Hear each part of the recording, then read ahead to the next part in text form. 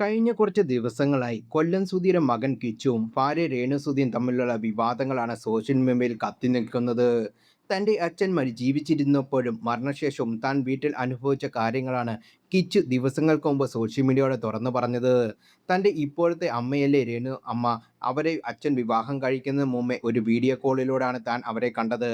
അന്നൊക്കെ അമ്മ സൂപ്പറായിരുന്നു, എന്നാൽ വിവാഹം കഴിഞ്ഞതോടെ എന്തോ സംഭവിച്ചു എന്നാണ് കിച്ചു പറയുന്നത്. തന്നോട് ആരും മിണ്ടാറില്ലായിരുന്നു എന്നും വീട്ടിൽ തനിച്ചായി പോയെന്നും കിച്ചു പറഞ്ഞു. ആരും സംസാരിക്കാൻ ഇല്ലാത്ത ആ സമയത്ത് ലഹരിക്കെല്ലാം അല്പം അടിമയായിപ്പെട്ടിരുന്നു. എന്നാൽ ഇപ്പോൾ അതെല്ലാം മാറി. താൻ ഒറ്റപ്പെട്ട അവസ്ഥയിലായിരുന്നു. അച്ഛൻ മാത്രമായിരുന്നു വീട്ടിൽ മിണ്ടാറുള്ളത്. മറ്റാരും തന്നോട് സംസാരിക്കാറ് പോലും ഉണ്ടായിരുന്നില്ല.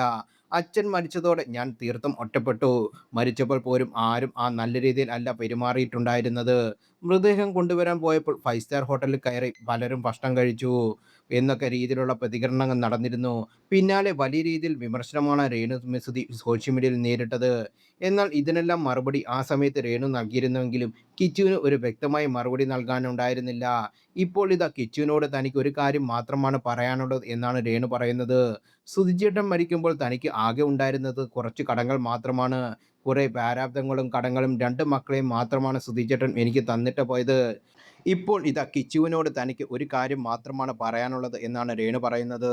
സുധിച്ചേട്ടൻ മരിക്കുമ്പോൾ തനിക്ക് ആകെ ഉണ്ടായിരുന്നത് കുറച്ച് കടങ്ങൾ മാത്രമാണ്. കുറെ പ്രാരാബ്ധങ്ങളും കടങ്ങളും 2 മക്കളെയും മാത്രമാണ് സുധിച്ചേട്ടൻ എനിക്ക് തന്നിട്ട് പോയത്. ഒരു സ്വത്തും തനിക്ക് തന്നിട്ടില്ല. കിച്ചുവിനെ സംബന്ധിച്ച് അവൻ പ്രായപൂർത്തിയായി 22 വയസ്സുള്ള എനിക്ക് മകനാണ്. അവൻ്റേതായ വ്യക്തി സ്വാതന്ത്ര്യം, അഭിപ്രായവും അവനുണ്ട്. അവൻ അത് പറയട്ടെ. ഇതെല്ലാം ഇപ്പോൾ പെട്ടെന്നുണ്ടായ ചില ആളുകളുടെ ഇടപെടലാണ്. എല്ലാവരും ചെയ്യുന്നത് റീച്ചിന് വേണ്ടിയാണ്. അങ്ങനെ തന്നെ തുടരട്ടെ എന്നും പ്രതികരിച്ചു.